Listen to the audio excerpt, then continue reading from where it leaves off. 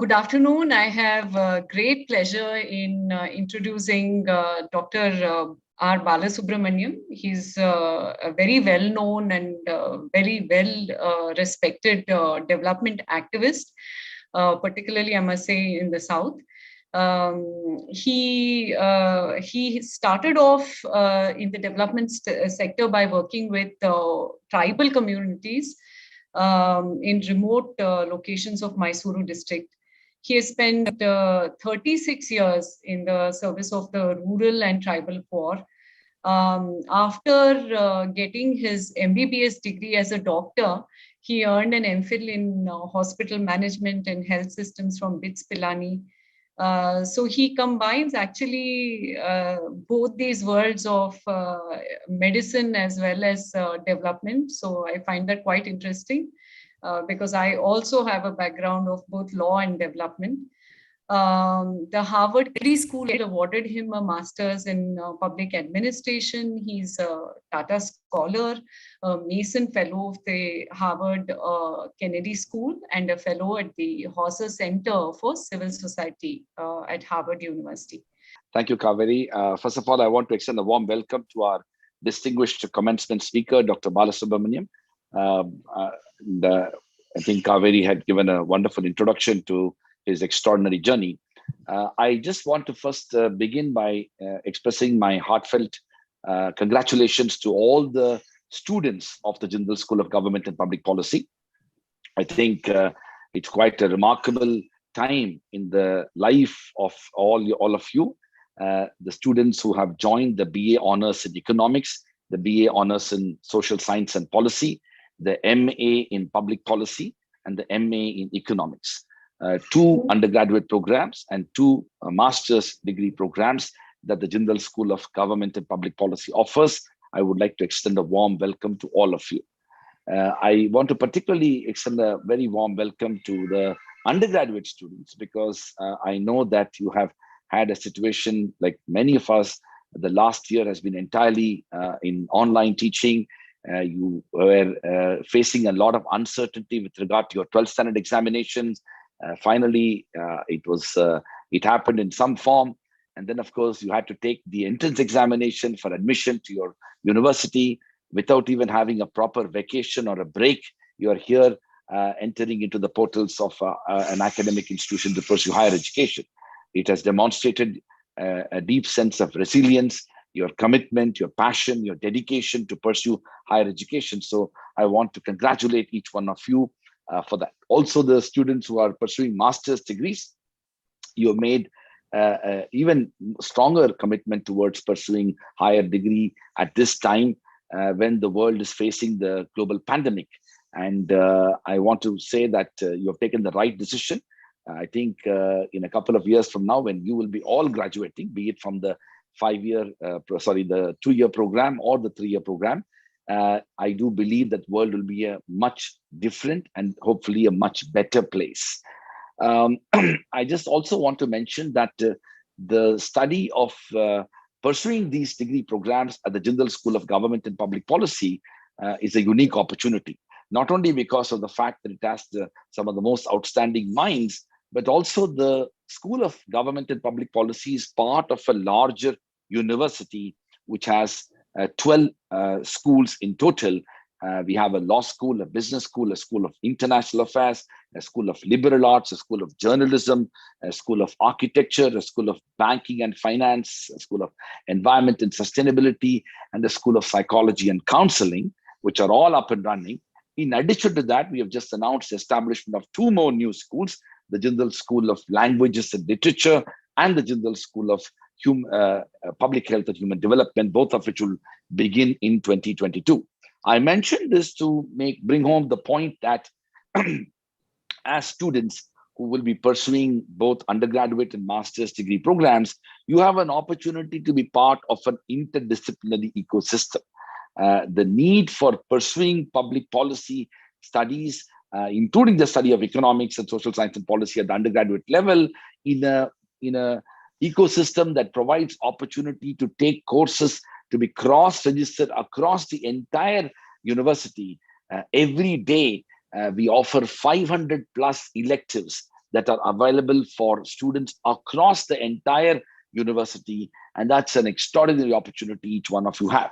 In addition, the university has forged international collaborations with over 300 universities across 55 different countries. And these opportunities to pursue student exchange programs, dual degree programs, short-term study abroad programs, and immersion programs are all available for you. Hopefully, with the pandemic coming to some sort of end, we will have mobility-based opportunities available for our students as well. Lastly, I want to say that the study of public policy, including the study of economics and social science for the undergraduate students, but also MA in economics and MA public policy for those who are pursuing those programs, it has enormous significance in today's time. In a country like India, where we are constantly trying to struggle between filling the gap between the rhetoric of policy on the one hand and the reality of its implementation. To what extent we have systems and processes and procedures in place which can actually help us fulfill all those lofty goals and aspirations that both law and policy intends to promote. In this regard, we are very delighted that we have with us a distinguished individual who has spent his entire lifetime working in the field of public policy to implement the policy, but also more importantly, to raise voice to fill the gap between the rhetoric of public policy and the reality of it. He has straddled across different walks of life, including working in civil society organizations, as well as government and other sectors. And he brings with him a vast experience of working in the field of public policy. And we couldn't have had a better individual deliver the commencement lecture. And the theme of his lecture is also something quite critical for the times we live in, public policy in a post-COVID world. With those words, I would like to once again extend a warm welcome to our distinguished speaker, indeed the new students who have joined the Jindal School of Government and Public Policy, whose classes will begin on 16th August, and also to our existing students, some of whom may be joining us in Facebook and YouTube, whose classes have begun today. So with those words, once again, welcome to OP Jindal Global University. Thank you. Well, thank you very much, Vice Chancellor, for those words of welcome and for setting the context for this wonderful convention that we have, which is to begin the academic year with a talk by someone who exemplifies what we are committed to as an institution of learning. All of our commencement speakers have been inspiring individuals in all of the schools. And it's a remarkable thing because most universities would have one speaker at a convocation, which is sometimes called commencement, whereas we do it, we have this inspirational event twice, once during the convocation for those who graduate, and then this commencement lecture to welcome the new students. And I just have to also, appreciate and admire your phenomenal energy, because each, not just the school, but several programs in some of the larger schools like yours have had commencement speakers, and you've been present in all of them. And it's very rare, I think, that a Vice Chancellor is so much in contact with all of the students, the new students, as well as the existing students. And we are all very privileged to be a part of this institution. My job really is to just to briefly say what is so special about the School of Government and Public Policy. I mean, we have these programs, the MA in Public Policy. We have a BA in Social Science and Policy, as we call it. And we also have MA in Economics and a BA Honors in Economics. Now, what is different then? So if you're doing economics in a public policy program, how would it be different from, say, doing it in any other institution? I did my MA in the Delhi School of Economics, and I know very well what is different in the MA Economics program that we have and what I learned in the MA Economics in the Delhi School of Economics. Now, just to say this, because you could have all gone to a department of some social science. You could have, as new students, you could have joined political science, you could have joined economics, psychology, anthropology, sociology, whatever. Now, the thing about all of these disciplines, as they've evolved, particularly the social science disciplines, they have, in a way, adapted and taken after the natural sciences, the methods. I mean, politics is politics. It's better that it's called politics, but people call it political science. Why? Because some of the tools and techniques that are used in science, in natural science, are brought in the understanding of these disciplines. However, the big difference between what natural science studies and what the social science studies is that we deal with human beings. Now, it doesn't matter to a plant or an animal, whether you're studying botany or zoology, what you think of it, what views you may have about its growth and function and its pathologies, whatever. The plant continues to remain as a plant and carry on, and the animals do what they do. And if you're studying astronomy, the heavenly bodies, the planets do what they do, regardless of what your theory is about their behavior. But the moment you come to human beings, because we are self-interpreting agents, the moment you posit any view about how human beings might behave, you may very well be contaminating the very basis of the evidence on the basis of which you came to a hypothesis that people will behave in this way. Once they get to know that you think that they would behave in this way, a way of asserting freedom, in a sense, in human beings is to either say yes and make it a self-fulfilling prophecy, or they may act in the opposite way, and for any number of motives. So there's got to be a certain humility, even if we adopt the methods of the natural sciences and the social sciences, the outcomes and the results that we get will all be subject to what is wonderfully important about human beings, which is their sense of freedom, a sense that they have a free will. Well, that's very important. And therefore, humility is needed from the outset. But we try to specialize. And so if in a conventional discipline like economics, you would say ceteris paribus, other things being equal. Right? Recently we are very proud that Abhijit Banerjee and his wife, Esther Duflo, both got the Nobel Prize in economics for largely the work they've done in microeconomics about poverty and the poor, and bringing in a technique which is again borrowed from science. The randomized control trial is a technique that's borrowed from science, in the sense that the pharmaceutical industry always has to go through a randomized control trial, a double-blind study, to determine the efficacy of a drug. And we're all familiar with it because we've had talk about vaccinations and the tests that they have to go through. And they're very rigorous tests. So what the RCT does is to say, let's hold other things being equal, compare two populations where everything else is equal. And the only thing that's different is there's a development intervention in the one case and not in the other case, right? But the thing is that you're still dealing with people. So if you are dealing with a drug and its activity on human biology, that's a little different from, drawing conclusions and generalizing or upscaling some findings from a randomized control trial. So the important difference, I would say, when you come to a public policy school, we don't say other things being equal. We say all things considered, what makes sense, right?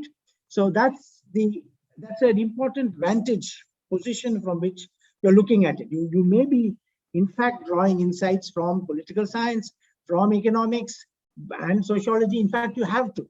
And one of the commitments of our university is interdisciplinarity. Now, interdisciplinarity is not multidisciplinarity. If you say, in my case, I did economics and I thought I'd learned enough economics and didn't want to do more of it after the Delhi school. I spent a year studying philosophy. Then I spent, another 2 years earning an MPhil in Oxford in political science. And then I got a research fellowship in St. John's in Cambridge. And I went there and studied constitutional law and looked at judicial review, economic legislation, interface. So, I mean, I was lucky to get scholarships. I spent 15 years in a university to learn what I learned. Now, it's not necessary to do that. If the pedagogy was more interdisciplinary than it has been in my time, you wouldn't have to spend so many years, in a university. You would be able to learn many of the things in much shorter time. And the interdisciplinarity means not learning one discipline after the other sequentially and trying to connect the dots. It means bringing crucial insights from the one discipline into the other. So behavioral economics is a new field, but the mainstay for behavioral economics is psychology. So the moment you connect psychology and theorize, or now, I mean, Partha Dasgupta and others are making great advances in economic theory by factoring in nature and the environment, which was never considered one of the conventional factors of production. It was assumed to be something out there, a mere backdrop. But when you study economics in a public policy school, because we believe that all things considered matters, all things must be considered, we make a point that even if it's an economics honors program or a master's in economics, you have sufficient understanding of what insights there are from the other social sciences that will inform what you learn. And as for public policy itself, it's crucially important that we draw these insights from multiple disciplines, and we overcome some of the limitations, of conventional disciplines. Unfortunately, modern day academia expects people to plow a lonely furrow and write articles and publish them and so on, and show greater and greater depth. You come to a point where only a small number of people understand what's being published by academics. And obviously in the real world of people, if academics want to confine themselves into an ivory tower and plow away, adding to knowledge, no doubt, but ordinary people will ask, what's the use of this knowledge? What's it for, right? Now, I think it's important as academics to say that you never know what the use for knowledge is. Maybe there will be a use later. So you mustn't decry the accumulation of knowledge per se. But in a public policy context, particularly in a country like ours, with the multifarious problems that we've had, we need to make sure that we are able to apply the knowledge that we develop and earn and learn. And so that's an important reason why doing what you're doing in a public policy school that's concerned about government. See, as Dr. Balu has worked with NGOs and has touched the lives of many, many people. But the fact is, government can touch the lives of all people. All other institutions can touch the lives of only some people. And therefore, government is very, very important. And we have to understand how government works and help government to do its work better. Now, in this respect, I've noticed that there are some institutions that are advertising themselves as giving you a social science degree, but preparing you for the Indian Administrative Service and the Central Services exams. So I've seen these advertisements, and some of them are former IAS officers who promote these institutions. But I have to say that I've looked at, say, for instance, the public administration syllabus, right, for the UPSC. It has two parts. There's a part one, which is more theoretical, and a part two, which is practical. Now, all the readings and the questions in part one happen to come from the United States. Questions are about what did President Woodrow Wilson think of public administration, right? I mean, even currently, as late as 2019, the IAS exam paper in part one has these sorts of questions. Now, part two is all about India, but there's no connect between the part one, which is all theoretical and tells you to read Fred Riggs and scholars in the United States who worked on public administration and public policy as a discipline, And incidentally, in my view, public administration and public policy is a distinction without a difference. Some universities may make out as if one focuses on implementation and the other focuses on design and formulation. But obviously, unless you design a public policy well enough so that it gets implemented, you can't call it a good policy. So they have to implementation, execution, and design and formulation must all go together. Anyway, so this is an unfortunate state of affairs. We have not updated the, so if you, so what happens is then people go off into these institutions which will teach you what Woodrow Wilson taught about public administration. Has that any connection with India? That's a waste of time, really. So you don't have to worry about your competence to be able to do well in the civil service exam by looking at these notes and what people are trying to market. You will have learned to think critically. You will learn to think for yourself. You will learn to ask the right questions. And you will be humble to know that you cannot be 100% sure of the answers. That we will continually have to learn. And that this is learning on the job is as important as what you would learn in the portals of a university.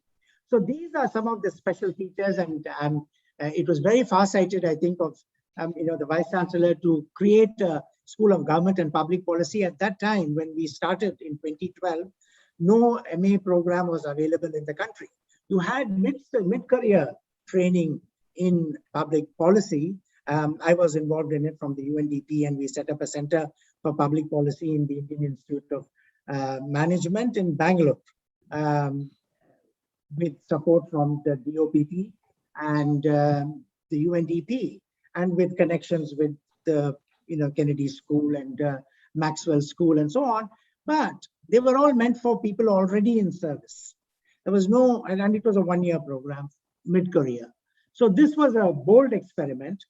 And why is that experiment valuable, and why should it have been taken? It's because the earlier attitude of government has enormously changed. Earlier, people in government at the policy-making levels assumed that they are concerned about public policy. It's none of the business of anybody else, and they will do it, and they know how to do it. That attitude has changed. Government realizes that the world is so complex that it's not possible for a generalist civil service to be able to handle this. And they need to have connections with think tanks, research institutions, with academia, much more. At one point, the government of India was described by Professor Raj Krishna, was a professor of economics in Jaipur, as knowledge proof. Just as a watch is waterproof, he said the government is knowledge proof. That's changed.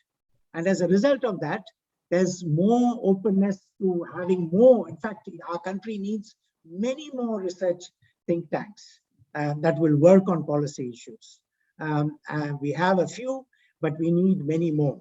That is an employment opportunity. You can join the government, as I said, because you would have learned the proper things, not what Woodrow Wilson taught about public administration. That's not necessary. You will learn how to think and deal with real world problems in a multifaceted way. And that's important. And there are also a lot of CSR initiatives. And what are CSRs doing? They are meant to increase the supply of public goods and merit goods. Education and health are merit goods because their external benefits vastly exceed what the market might price them at. And therefore, the world is changing, India is changing, and we were pioneers in starting this program. And it's very flattering that there are many more public policy institutions now that teach the subject. And I'm very happy to announce, particularly to the new students, you have to work hard and help in a new institution that we've established. It's called the Association for Public Policy Education. And we are going to do this collaboratively with all other institutions that teach public policy now. And therefore, there's a whole new vista that's opening up. And in this context, I'm particularly grateful that the stars are well aligned, that Dr. Balasubramanian, who's an old friend who's been an inspiring person to me, has been given charge of human resources in the new Capacity Building Commission, which is meant to revamp the way in which, for instance, I hope he will have a say in what is in the syllabus of the Indian Administrative Service UPSC exams. Are they being examined about the right things? That would be a wonderful thing to do. And with his blessings, we have a very bright future. All of you students who have joined us and those students who are going to be graduating this year and in subsequent years. And I also have to say that in terms of the composition of the new batch of students, we have a fantastic ratio. 60% of them are women and 40% are men.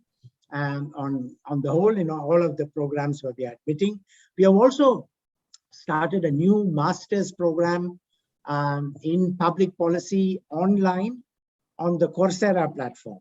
Now and we find that we've got a large number who've already, we'll start that in September, a large number of students from Africa and the Caribbean have signed up because we are very competitive, because we've got high quality staff, and what you have to pay for a similar knowledge and learning, we are extremely competitive. And that is why we have so many international students from the developing countries. And we, of course, from India are most concerned about development issues and challenges. And so that program too is going to bring recognition to our school. And the Vice Chancellor already hinted to you that we encourage student mobility. Kaveri is one of the deans in charge of international collaborations. Travel broadens the mind. Going and learning in a different place is valuable. And we will try to do our best to provide you with those opportunities also. The last point I wish to make is that, we have been emphasizing experiential learning. We are fortunate that, say, in our location in Sonipat, there are some good NGOs. We worked with Priya, for instance, headed by Dr. Rajesh Tandon, who had an office in Sonipat, sending our students to learn from people around in whose midst our university stands, and to also understand that the knowledge that people have around us, the women in the villages surrounding our campus, the knowledge that they have is just as valuable as the knowledge that you get from textbooks and from professors on podiums. And you must appreciate that any knowledge that can help improve the welfare and the well-being. Economics began with a concern about welfare. It may have gone off into esoteric areas, far removed from its basic motivation, which is human well-being. You can only get at that by being able to communicate and to talk to ordinary people, and policymakers and public policy ought to put the public front and center. Without the public, there's no public policy. And who are the public? Ordinary people. They're not experts, but they have some knowledge and some wisdom, which we must learn how to tap into and how to make the best of. So those are the things that we hope you will learn and get in your journey in our school. Thank you. And I guarantee that you will find this a very stimulating and rewarding program. Thank you. So thank you so much. Thank you so much for having me at the Jindal Global University at the commencement speech for the School of Government and Public Policy. So I thank Professor Rajkumar, Vice Chancellor, Sudarshan, good friend, Professor Sridhar, Kaveri, and everybody else who's there. I would also like to extend a welcome to the students. When you join a course, you always have this doubt: do they do the right thing? Do they take something which is out of this world? Because policy is not something which is like engineering or medicine, where people simply choose and say, okay, now I can get a job. Well, let me tell you, 15 years ago, I wanted to set a school of public policy. Everybody called me a fool. They said India is unprepared for this. And if somebody wanted to study policy in our country, they had to either look for Kennedy or Syracuse or Berkeley or Lee Kuan Yew School closer by. So they never thought that India could have a school of public policy. And the second part, and I fully echo and resonate with what Sudarshan was saying, not just the civil services, even those a generation of people trained in public policy from this country are people who have been trained outside this country. And therefore, their understanding of policy, maybe the fundamental principles may not change much. The contextual relevance of what they might have studied, the cultural appropriateness of what they might have imbibed, may not be something which would actually make them a good policy maker in India. It may make them good for a job in the World Bank in DC, or maybe to work as an intern in the White House. But coming down to our country, sitting down on the ground with our people and understanding what they come from and where they come from and listening to their voices and then making it into a policy is something India lacked badly. So when I visited Jindal several years ago when Sudarshan had just started it, I was deeply inspired and I was extremely happy that somebody took a risk. And I asked him one question, I don't know if you still remembers. I said, how could this university be stupid enough to start something which is never going to be commercially viable in India? And at that time, I don't know if Sudarshan remembers the answer. He says, you got to ask Professor Rajkumar this, I don't know. And I can tell you now, looking back, must have been such an eventful decade for all of you. And I congratulate all of you for this bold initiative nearly a decade ago, and I'm sure it will pay off for the country. I don't really, I know that universities will somehow find a way to sustain. But I think what you're doing is going to help policy in a very evidential framework to sustain in this country. So I must congratulate the Vice Chancellor of the University, Sudarshan, and all the faculty for doing something which is extremely important. So I want to congratulate the students for actually being part of this journey. It's like I said, it's a very difficult decision to take when it's easy to go the conformist way, difficult to go the non-conformist way, and also more difficult if you know those few who know public policy and the background of it would always think that it can't be taught in India. So to come to one of the best universities in India, which took this bold step some time ago, and then pursuing it, I think I don't think the university, like the way Sudarshan explained, has already thought so much about it. I'm sure it will be a rewarding experience. And we at the Commission are also looking forward to working with some of the students, and we'll explore how best we can sort of partner and make sure that this becomes a practice-driven program, not just a theory-driven program. So thank you once again for having me. Kaveri had a question to share my experience, or sort of a suggestion. I have to say, how did I come into public policy? Now, how does a practitioner like me, who's more comfortable sitting in a tribal hut, eating a ragi mudde with the tribal women and then worrying about tomorrow, ever worry about public policy? So distant. And I was, in Kannada, we have a statement. The word for a village is Halli. So we would say, if people look at me, they'd say, Halli in the Delhi. So I come from a village to Delhi now. And why? Why you come to Delhi? Why bother even? So I must tell you something which happened several years ago, close to 25, maybe, no, yeah, 25, more than 25 years ago, late 90s, 95, 96. An extraordinary public administrator who's written books on public administration, is retired and long retired, was also part of our Administrative Reforms Commission, etc. S.K. Das, I know, maybe Sudarshan would know him from Karnataka. The day he took over as the Welfare Secretary of Karnataka, Social Welfare Secretary, he just didn't tell anybody. He just came and stayed with us for 15 days at SVYM. And he just told me, only you know I'm the secretary of the department. I'm sure my own Taluk social welfare officers don't even know who the hell I am. You don't have to introduce me, don't have to tell me who I am, don't have to tell tribals who I am. Just let me live with you for 15 days. Just walk, do whatever you do, shadow you.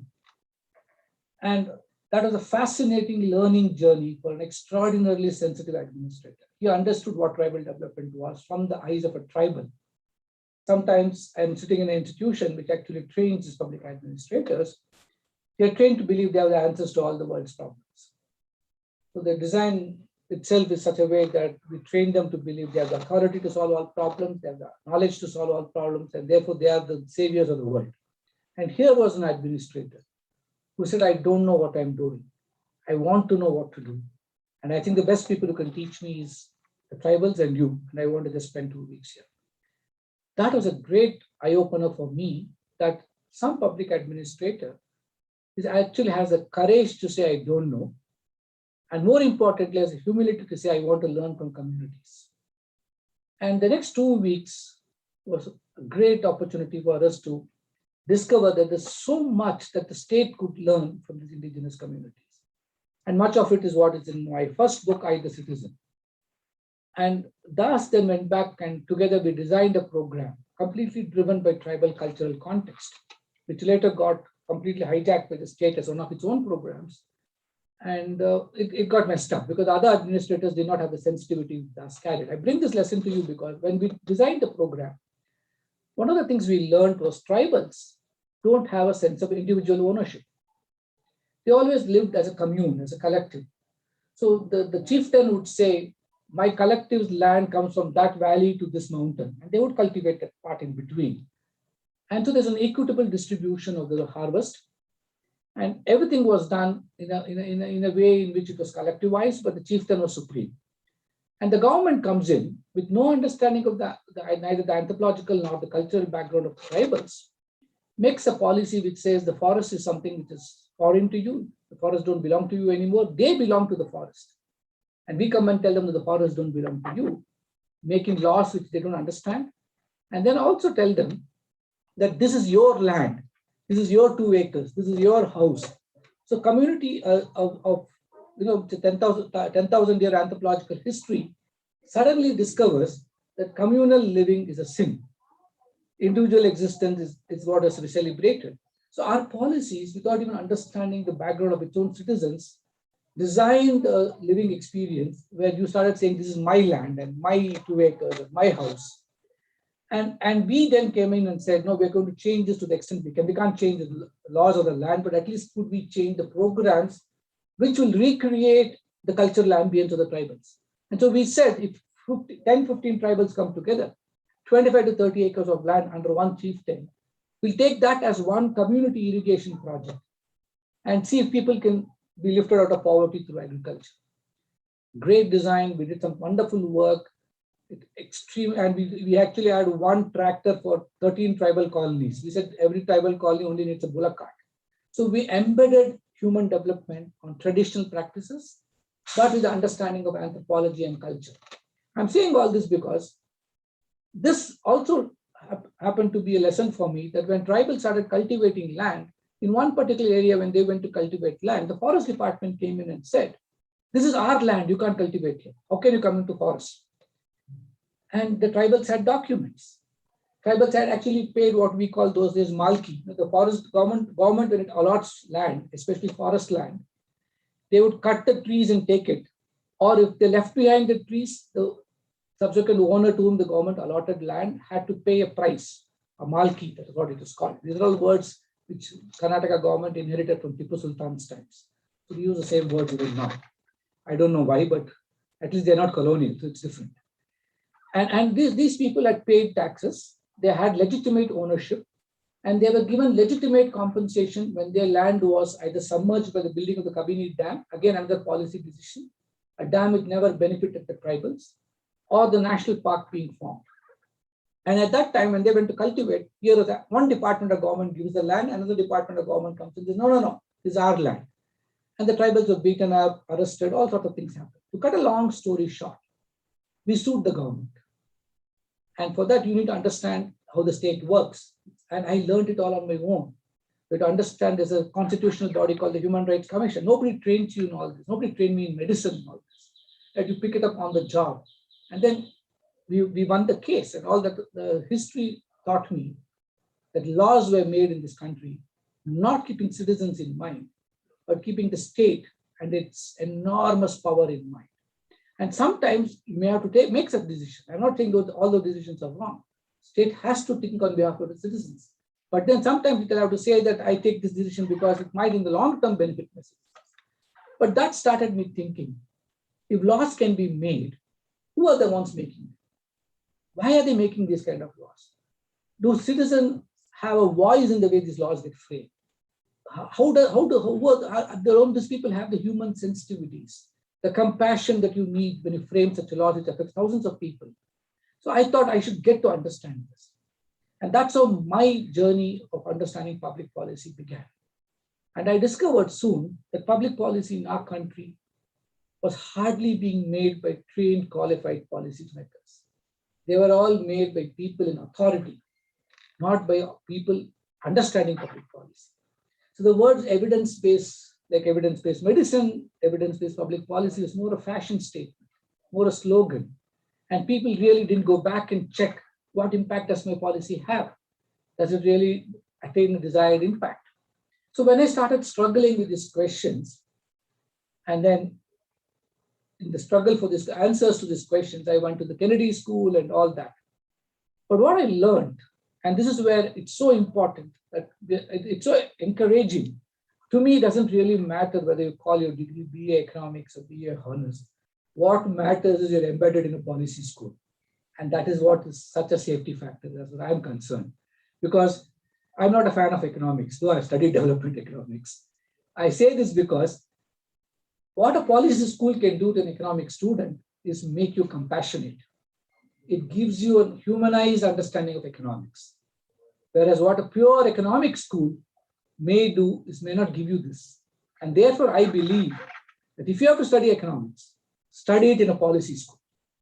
At least you will be able to put your heart and connect your heart to the economics that you study. It will not be the dry economics that people understand economics as. And therefore, I think you made a wise choice. So what I'm not trying to market Jindal. I'm only trying to say how lucky you are to be in a school which has thought of all this. But the point I'm trying to make is I realized people have all kinds of definitions of public policy. And the simplest definition that I learned from being on the field was my way of looking at what public policy was not in our country. But what I discovered, what public policy in reality actually is from a citizen's perspective is, policy in a very simple way is merely the intent and actions of a public agency, and in this case, a government. So what does the government intend to do? What is the government intended to protect the forest? That's what the government is claiming. But how did it act? In the intent of protecting the forest, it alienated the indigenous tribal communities. So if your intent had just been expanded by a sensitive, compassionate human being to say, my intent is to protect the forest through the agency of the indigenous tribals, we wouldn't have had a problem at all. So this looked like so simple to me. And I had to sue the government to get them to see this point of view. Went to the Human Rights Commission. Thankfully, we had an extraordinary Justice M.N. Venkatachalaya and then Justice Verma, two extraordinary legal luminaries who understood what I was trying to communicate. And we won the battle. But that's just one battle. Like Sudarshan said, maybe 500 families in my area benefit. That's it. They don't become a state law. That's when I realized if this has to become the national law, the country, the only agency that can do it is the national government or the state government implementer. So public policy at that point of time, I'm talking 25 years ago, suffered from the deficit of talent, suffered from the deficit of compassionate understanding of citizens' needs, suffered from the humility of listening to citizens and people, suffered from the collaborative spirit of talking to think tanks and schools. And then we also suffered from not having public policy schools, whom we could turn to and say, help us think through this. I think 25 years has been a long time. Things have changed in government. Today, the government has a prime minister who believes that capacity building cannot be just an internal matter. He brings in a man completely outside the system like me, a civil society activist. He brings in a private sector player like Adil, the commission's chairman, and also an insider, and puts all the three together and says, the collective aggregate talent pool that this team can bring is what the government needs. And if that is the way government is changing, imagine what your Vice Chancellor just mentioned now. Studying in a public policy school where you will have the opportunity to look at 500 courses, which is already integrated knowledge from the private sector, the public sector, and the civil society group. You have a development school, you have a policy school, you have a public health school, you have a business school, and you have science and arts. So you couldn't have asked for something better to get ready for the demands of the next generation of public policy makers in this country.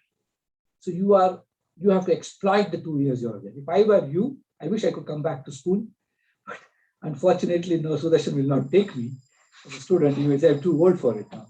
But I think such a privilege that you can be in an intellectually stimulating ecosystem, in a space where you can actually build the skill sets you need to come out into the system and understand policy. But then coming back to my real topic, why did I lay all this background and foundation is to understand the importance of policy, the importance of getting yourself formally qualified. I was a practitioner, so I had to understand policy to get to know where I am. It took me 20 years, but you could get it in 2 years. And that is what is the benefit of going to a structured university, which capsulates knowledge around the world, which gets people from around the world and gets them to transact it in 2 years' time for all of your benefit. You don't have to spend 20, 30 years like me understanding and deconstructing the world of policy. You can get it in 2 years flat. And that is how formal degrees do matter. Whether you like it or not, I like it or not, COVID or no COVID, brick and mortar institutions will evolve, but will never disappear. They may find newer ways, and that's what I keep saying, the future-ready universities cannot be bereft of brick and mortar, but you'll find newer ways of transacting, you'll find newer ways of sharing knowledge, newer ways of applying knowledge. And professional schools like Jindal is not going to be happy just teaching public policy in a classroom. I'm sure the partnership that you've built will be driven by practice. And why does COVID make such a distinct difference? And why is COVID so important for us? COVID has been a challenge which has touched, like Sudarshan said, government touches everybody's life. COVID is possibly the only incident in our lifetime that, as we all know, has touched possibly every individual in this world today. At the individual level, it has touched our lives. It touches our lives at an institutional level. Jindal as a university gets affected. States get affected. Countries get affected. The globe has got affected. And one thing that is common amongst all this is the fact that we don't know too much about how to manage all this.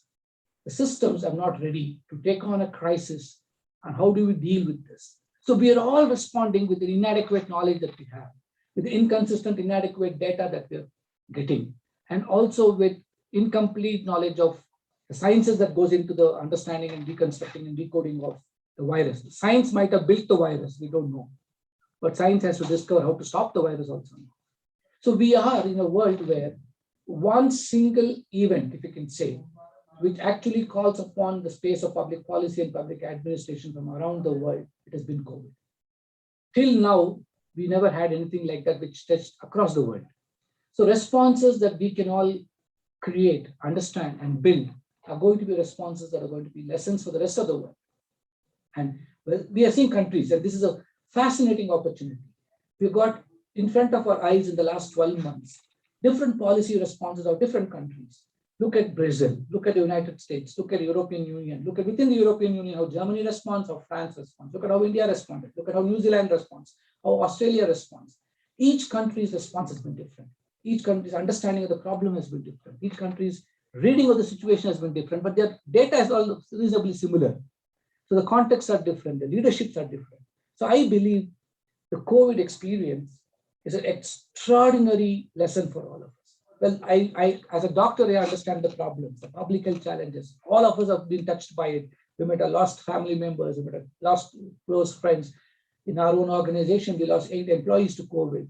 So it's a big challenge. All of us have been touched in different ways. We don't even know how to grieve anymore because they become numbers now. Every morning, you look at the newspaper and say, 3,000 dead here, 4,000 dead there. You know, earlier at least one earthquake, 5,000 people die. You feel, oh my God, 5,000 people die. But today, every morning, we're all becoming insulated on how to respond to this also. So things are changing so fast for all of us. But COVID has taught us several things. And I want to begin from that. And then only then can I explain what is the post-COVID world would look like and what kind of policymakers will fit into that world. And hopefully, Sudarshan and faculty teams will actually prepare all of you for this kind of a post-COVID. For the first time in history, COVID has demonstrated how fragile we are as a human race. Despite issues of climate justice, despite issues of all the challenges we face, a nuclear war, Second World War, the fragility was never more glaringly demonstrated than it is now. Today we understand that we really are caught in a world which we are struggling to make meaning of. We really don't have the armamentarium of responses which we had earlier. We knew that you could have a nuclear treaty to possibly prevent a nuclear war. You really don't have an idea how to even fight the COVID situation. We're all learning every day as we go.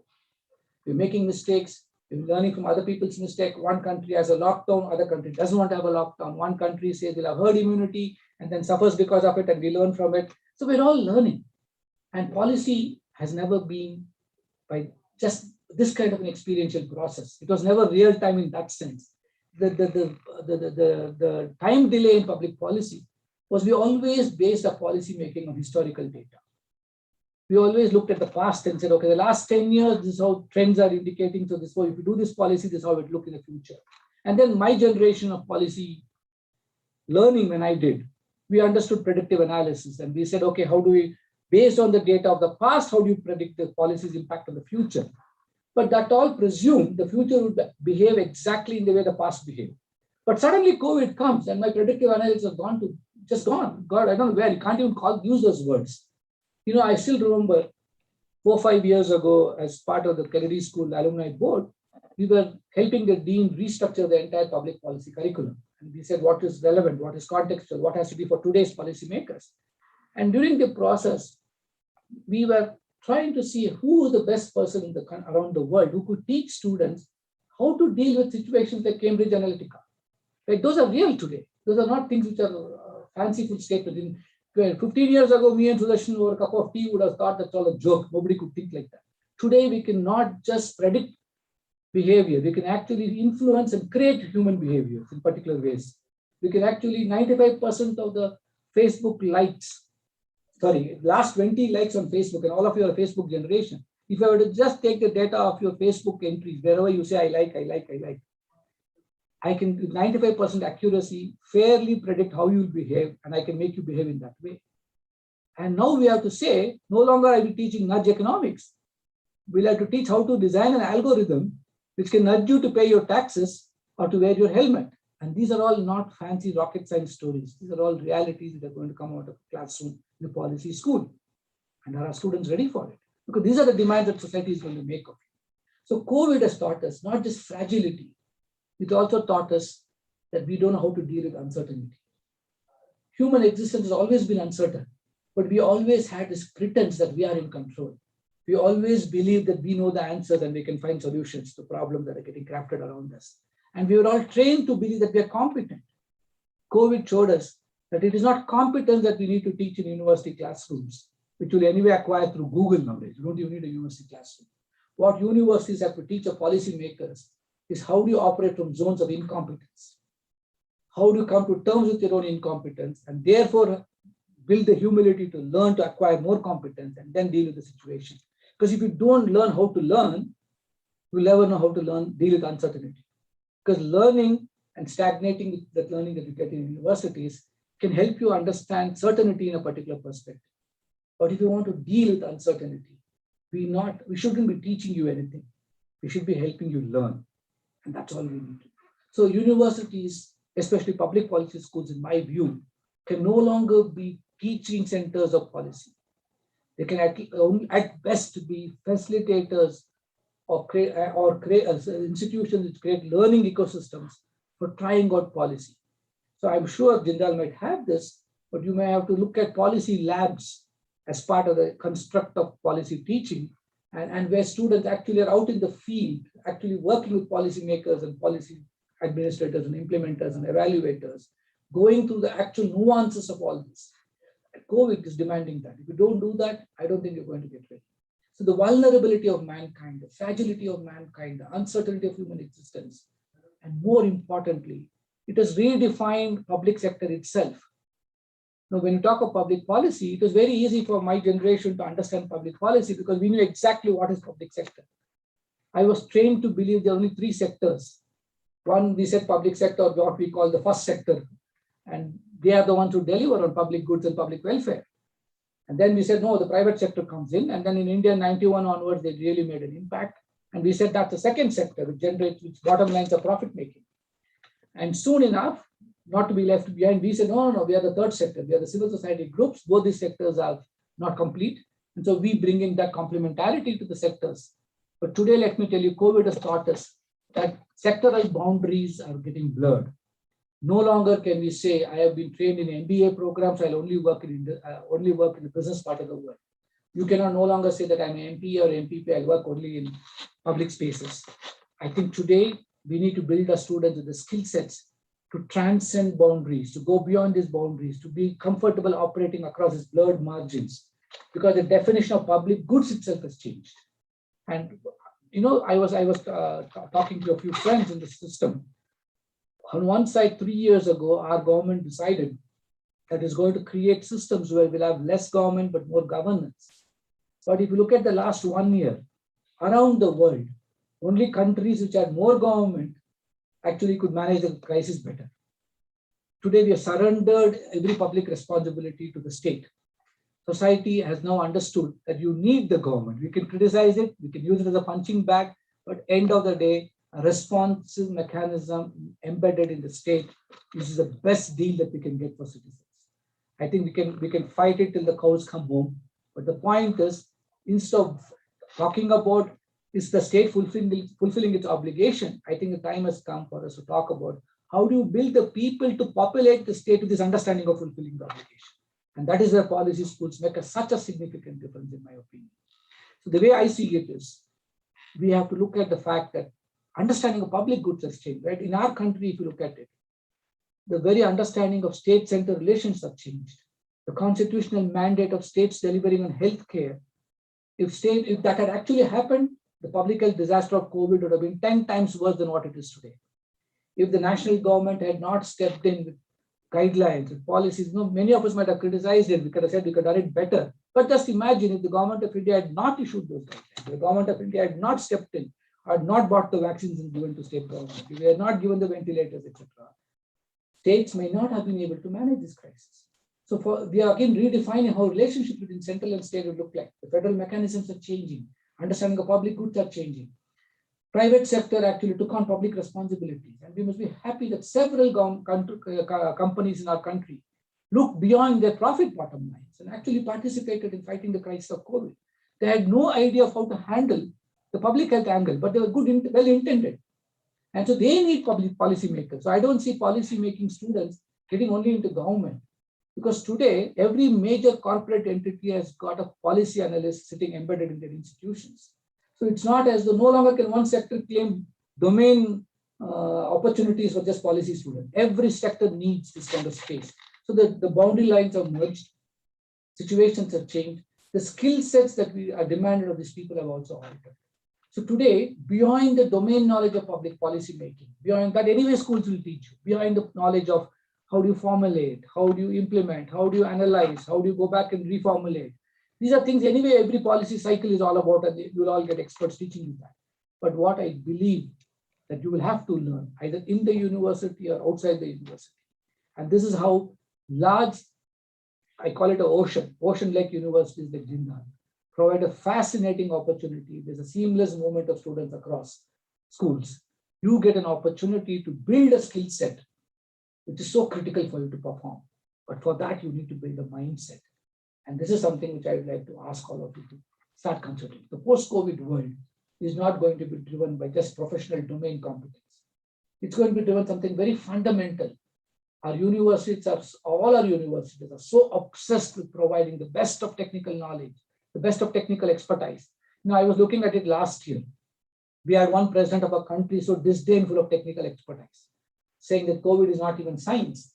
And so on the other side, complete dependence on our so-called specialists. We have this fascinating, if you watch Indian television every evening, from the cardiothoracic surgeon to the economist, everybody became an expert on COVID overnight. So we had all kinds of expertise. So they moved from channel to channel. Half an hour, they're expert on anthropology. Next half an hour, they're expert on gender issues. Third half an hour, they're on climate justice, and then they're talking on COVID. So it is that kind of a half-baked knowledge that could be a problem in the policy space. And that is why we need students, the formal training, but then you need something else. And that's something that, in my opinion, is a mindset. The first mindset I would like you to cultivate as you go into study and then you'll graduate and you'll soon be finding jobs. It's get the mindset of humility when you're studying. Because sometimes when you get to this top class universities like Jindal, we'll start believing they've given us all the answers to all the problems we can think of. When you get your A grades and A pluses, you'll start believing you're damn good at what you do. Don't fool yourselves. You're not actually good at anything. You're only good at possibly convincing your professor you're good at something. And I think the world is much beyond all this. What you need to have is a humility to understand that you may not know everything. Now, I keep telling this, what at best what universities can do is not provide you a platform to find, to have all the answers to the problem that your domain space is creating, but help you frame the questions better and give you the tools to discover the answers yourself. And that's the kind of humility you have to generate. The second, you have to really think through and build is, how do I understand that I is not important? The work at the center is more important. It is not about I doing something. 30 years ago, I would have said, I built a hospital. I wish somebody had trained me to ask the question instead of saying, I am going to build a hospital. I would have framed the question as, what needs to be done to ensure tribals get healthcare? The second question is what COVID has taught us. Before, the person-centric approach was important. So policy making is about I being the policy maker. Now, issue centricity is becoming important, and that's what COVID has taught us. So what you need to learn is not about I making a difference, but asking yourself, how do I be part of a difference that is getting made? And that's a huge difference, and that's something you need to learn. Otherwise, what happens is at 23, 24, when you think the world is at my feet, it's very easy to get carried away by our own professional competences and forgetting that that will be the downfall of not just yourself, but possibly of several million people for whom you are creating the policies. So we have to be extremely careful. There's too much at stake for a policymaker not to be humble, to subsume your egos, subsume the tendency to say, I am part of a journey. Just believe that you're just part of a larger, fascinating team. So today we have to redefine communication. Communication is no longer the way we understood it before. Communication is going to be about how do you communicate loss to your constituents. Now I was remembering, how do you go tell a family of migrants who neither have a job in Bangalore? Now, we worked with a lot of migrant families in Bangalore and Mysore last year during the COVID crisis. How do you explain to him lockdown when health and diseases are irrelevant to him? He's never really worried about living or dying because he just is worried about the wages he gets by actually working on that day. How do you go tell that family? You'll get 1,000 rupees from government. How do you communicate to a family who's so emotionally insecure that giving a 500 rupees will make him secure again? Which he doesn't see security in the 500 rupees at all. He sees insecurity in the fact he has to walk 1,000 kilometers back home. He's so afraid to live back in Bangalore because that's the kind of ecosystem we created for our own citizens. How do you as a policy maker not just design a scheme to give him the 500 rupees per month, but design it such compassionate outlook that you make him feel a very responsible part of society, make him feel an integral part of this Indian state, where his work is as much valued as anybody else. COVID taught us value for work. I will tell you how. I have had any number of people complain that they understood how difficult it is not to have the domestic maid come home, how difficult it was when the newspaper boy didn't deliver newspapers, how challenging it was when the milkman was not there to come and give you the milk in your doorstep. We suddenly saw value in the janitor in the office, to the milkman, to the domestic maid. Our society, my friends, is moving away to the creation of a new sector. Several of us around the world are talking about it, and we're already shaping the policies for it. Emergence of a fourth sector economy, a sector which will take the best of DNA from the public sector. It will take the social outlook of the civil society sector and the corporate efficiency of the private sector. Combine these DNAs to create a compassionate capitalistic world, a world where it is coming to terms with the fact that the current economic models of development possibly are the problem and not the solution. So we are all at the cusp of discovering, thanks to COVID, that a model of development and economic growth itself has to be redesigned. And we need the people to think through this. We need the policymakers to create the policies for this. We need people to understand how do you move from a shareholder existence to stakeholder existence. How do you move from a society which looks at equity as a benefit that you need to give to a person for the value you bring to the conversation, or the value you bring to the table. We need to train our policymakers. How do you be compassionate enough, not just to see the people who are in front of you, but to see people who are not in front of you also. To listen to the voices that you never hear otherwise. How do you understand all this in the policy space? So COVID is the wake-up call for us to create this new breed of policymakers who are not just compassionate. The three essential skills I feel are so critical. They have to have, and compassion every way around. The courage to be different, the courage to disrupt the policy space today, move it away from the traditional conformity of rule-based systems to understanding a role-based existence in public policy. What kind of a role can I play in today's modern world? And am I getting ready for that role? And that's the kind of training we need to provide. So today, a policy course without understanding of leadership, a policy course without the opportunity to study humanities subjects, because humanities have become an unwanted second cousin today. So we have to see that as an integral part of humanizing ourselves and seeing how do I integrate all this and then go out into the world. And I can tell you, you'll be better prepared. We'll never have the perfect solution. We'll never have the perfect school bringing out the perfect students. That is an impossibility. Nobody can even generate. But all I can tell you is if we take to the study of public policy this way, if we take the lessons out of the COVID experience, if we decide that we are not going to keep looking back and saying what went wrong, but see it as an opportunity to say what can go right. And we can build a new syllabus, a new curriculum, which can either be transacted in many different ways, using technology, using brick and mortar systems, using experiential lived experiences.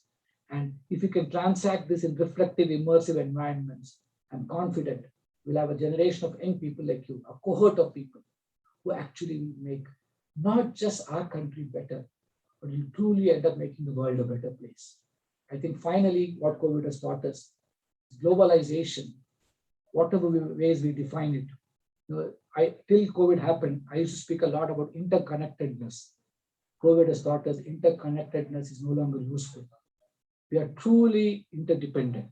Whether you like it or not, whether I like it or not, the mandate of the world today is global citizenship.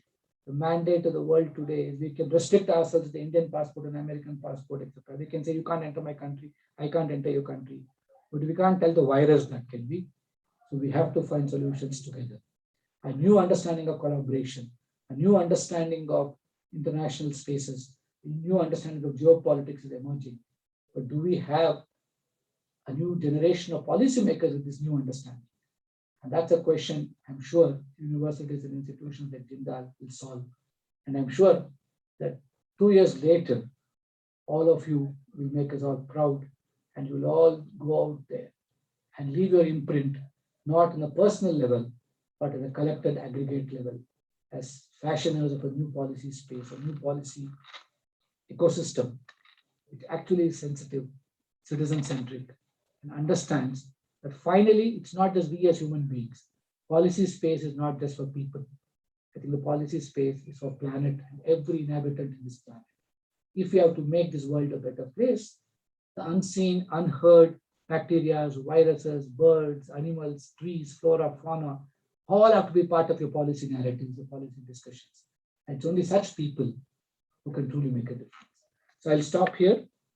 I know I've taken more time than what Kaveri gave me, but I would like in the next 5-10 minutes, if there are any questions which I could address, whether it's careers in policy. Earlier, I used to have a session called careers in public policy. Now my answer is very simple. You name a career, I'll find you a reason for a public policy guy to be there. So that is the demand for policy. Thank you.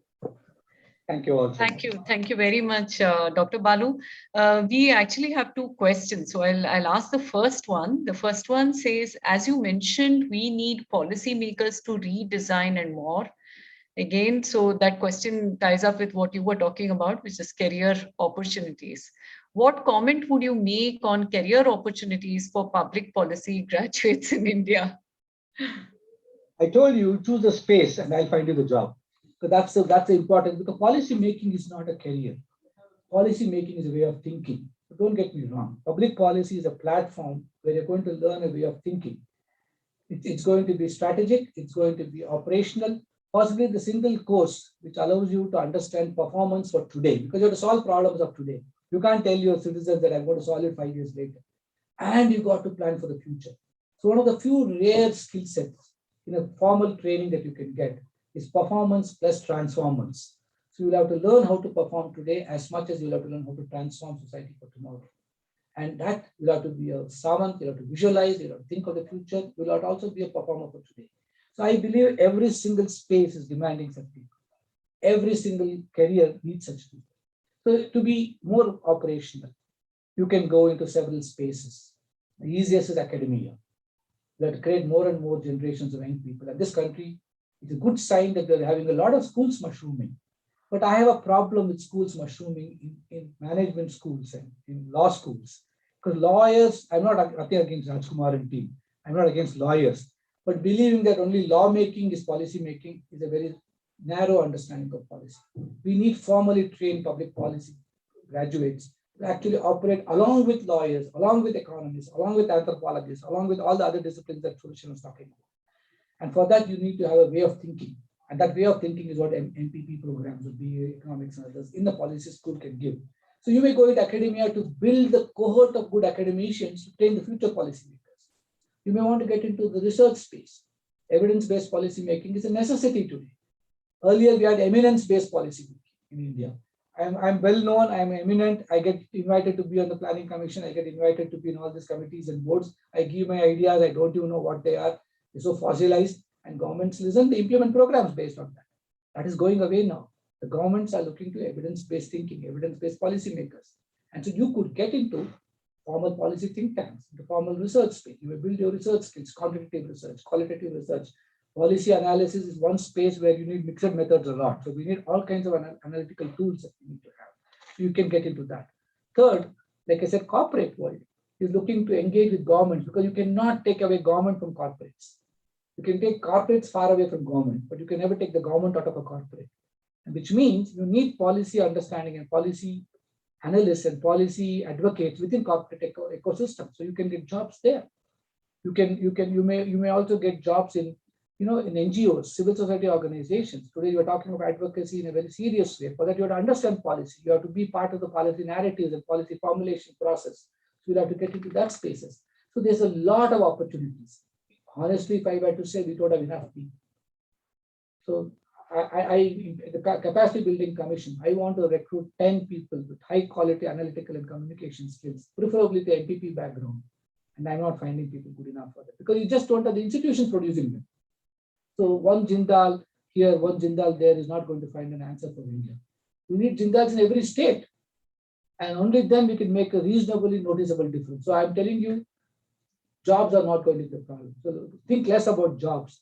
I think if you're getting into policy space, you should think about how passionate you are about living your purpose to make a difference to society. That is the job you have. Everything else is wasted opportunity. So believe that you can make a difference. Join a policy school because you want to be the difference. Otherwise, don't waste your time. You will get jobs without a degree even. So go find those. But the moment you go into a policy program, be passionate enough to be driven by a higher level purpose to make a difference in the public space. And that is the kind of people we need. I think that should be the selection criteria for Jindal from now on. I'm sure you have something like that. Thank you, Dr. Balu. Actually, this question was asked by Pranjali from the Masters in Public Policy program. And last year we had an excellent batch of students. I had the pleasure of teaching them. So I'm sure they're very glad to hear that, that there are lots of jobs and that they don't have all to of them be very found jobs, or they available still?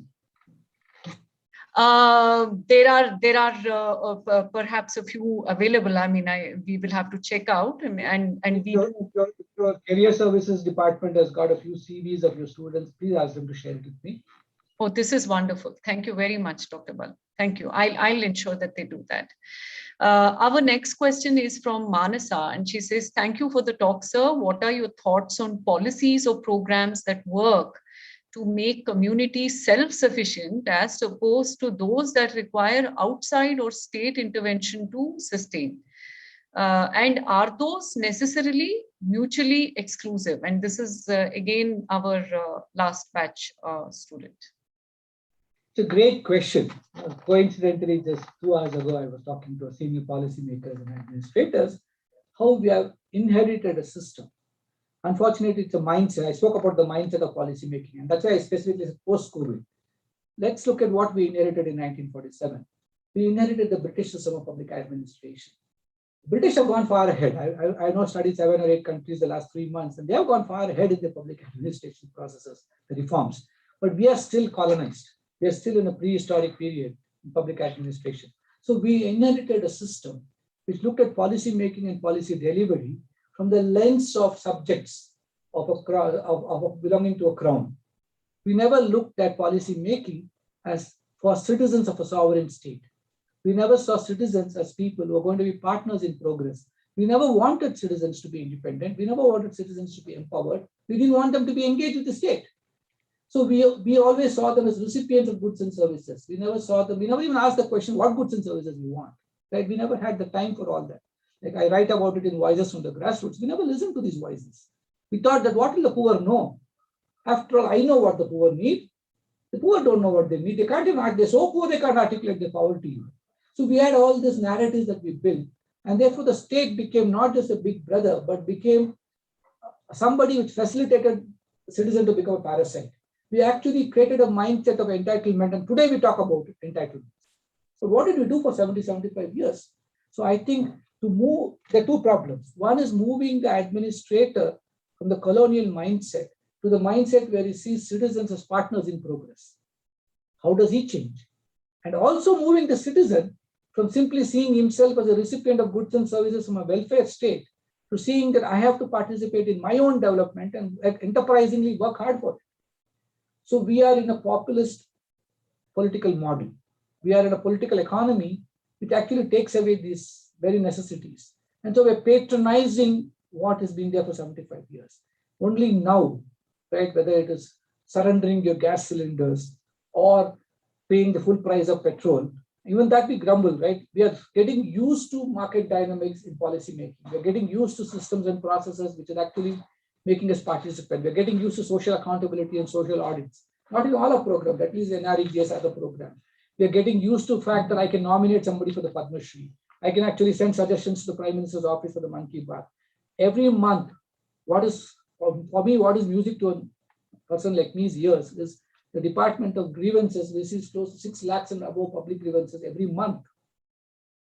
And we have algorithms which filter it, understand it. So we actually know what are the pressure points for our citizens today. And we have state capacity to process it, to understand it. We're able to look at MyGov data. I am looking at designing training programs for the civil services based on what people's problems are and what are they repeatedly telling through the various tools that we're getting. So I believe change started. Is it fast enough? No. Is it perfect? No. Do we have all the solutions? No. But I think it's going to be generational. So to me, India at 75 is not just a slogan. India at 75 is going to be the watershed when a lot of these processes become institutionalized and shift will happen. I think one generation of policy makers who are used to giving, providing. So we can't simply make it overnight.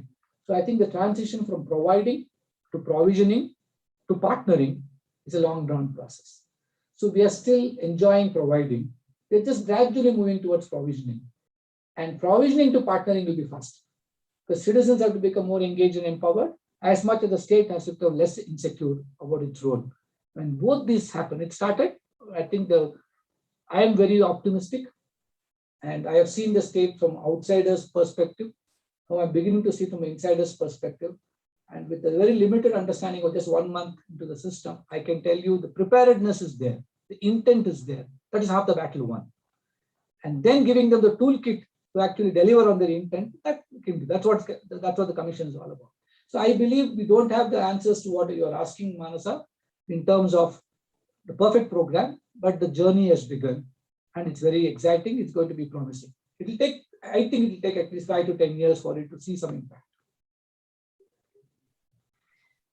Thanks, Dr. Balu. I really like what you said, that the state also has to start becoming a little less insecure about.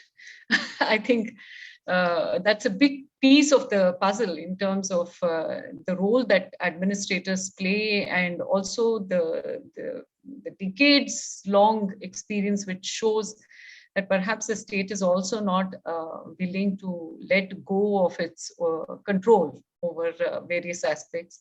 And I think that is really a very tough journey. Jindal as a university exists today only because the state is learning to become insecure and letting go. Otherwise, you couldn't have created what you have created. In the older systems and institutional structures, you couldn't have existed and delivered all that you're delivering today. And the state will learn. State understands that it is experiment like Jindal, which is possibly the way for higher education, and it will make it better and better possibly. The next university, they may make it more simpler and more easy. So the more barriers you have crossed, they become learning points for the state also to become better. So I think these are evidences the state is actually the intent. What I said is intent. These are also intent evidences. Yes. Yeah. Thank you. So we have another question from Vivekananda Jha, who is a fellow at Jindal. He's the TRIP Trip Fellow. He is actually an alumni of Jindal. He says, "Thank you so much for your wonderful talk, sir. I keep following your work and your organization. Sir, you're part of HR capacity building for civil servants. Do you think that the COVID has given an opportunity for the policymakers to be more community centric?" Do they have a choice? Because if you don't get communities on your side, you can't fight the COVID battle. You can't prescribe solutions. You'll have to get the citizen to co-own the problem and agree to wear a mask, agree to do physical distancing. Unless you design newer economic opportunities which incorporate all these new prescriptions that you're making, you can't get it to be done, right? India is a very nice country. We're not had protests on the streets for all the policy prescriptions the state is giving. Look at other countries. We're having protests for wearing masks. We're having protests for not going to the beach. We're having protests if you shut down the mall. We are such a decent country that way. We haven't had all those. So I think maybe the state is responding by, it may not be evident in a large scale. There are 1.3 billion people, obviously. But I can tell you there's several experiences of administrators I have seen. It may have all be micro context. What I am looking at, and this is where institutions like Jindal can play a huge role. We at the commission are actually looking at putting together all these success stories. So unless you cross-pollinate, you explore it as a case study, why should I learn a case of Boston housing program that I teach in my school here? I should be teaching how a small deputy commissioner in a rural Aurangabad managed oxygen despite all the crises. And that could be lessons for future policymakers, for other administrators, right? And this is where you have an obligation. I don't think it's a responsibility. You have an obligation to India that institutions like Jindal create these cases for us. Because we would like to use it and make sure the teaching learning material comes from properly documented, well-written cases that can be used in institutions. So to me, they are discovering it. We need to make it, we need to celebrate it. And I think the way to celebrate it is to legitimize it through these kind of cases which people can learn from each other. And I would say, it's one more thing on your list. So Professor Rajkumar has to worry about creating a department for that now. We'll be very happy to share our knowledge, experiences with that. Thank you. I think thank you very much, Balu. It was terrific. This is recorded. So we'll find out which of our students was not able to hear you and make sure that they do. And then to have a discussion on your points, because that's a good way to, because this is the first lecture for the incoming batch. And you've given us so much to think about that we'll kick off the program, the academic year, discussing the implications of what you've spoken to us in our classrooms. And all our faculty have listened to you. And so we couldn't have had a better start to this academic year, even though we wish that our students were on a very lovely campus. And we hope that if, with the kind of far-sighted management, we are able to overcome the pandemic, we will have students on campus, and we would invite you to come and join us. And it's a kind of it's a place that's like a retreat for thinkers. So when you are dealing with some naughty problems in the commission and you want to get away from, Delhi, you are welcome to come and spend time with us in quiet contemplation and reflection, and some conversations with young people. That's always stimulating. I'd now request our registrar, Professor Sridhar Patnaik, to bring our commencement event to a close, expressing his thanks on behalf of the university. Thank you very much, Professor Sudarshan. It's truly a wonderful experience listening to Dr. Balasubramaniam. And I must say that it's just a masterclass, not a mere commencement lecture, although this is the lecture meant to begin our new academic session for all our existing students, and even to welcome our newly admitted students, although their classes will officially commence or start on 16th of August in an online mode. But nonetheless, the kind of lecture that he had delivered based on his lived experiences and bringing in different perspectives, is not only just amenable, according to me, for the students of the master's or the undergraduate programs at the School of Government and Public Policy, but it is so very well suited for students of other programs, if at all they had joined the lecture, be it students belonging to law or business or even international affairs for that particular matter.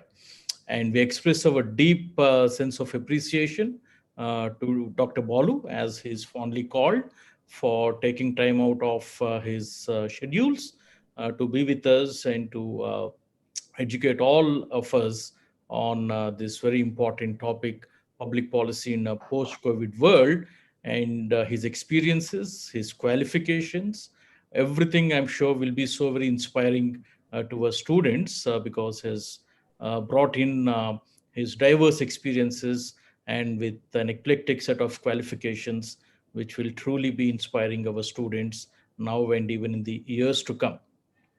I also take this opportunity to congratulate all the students who obtained admission to the Jindal School of Government and Public Policy.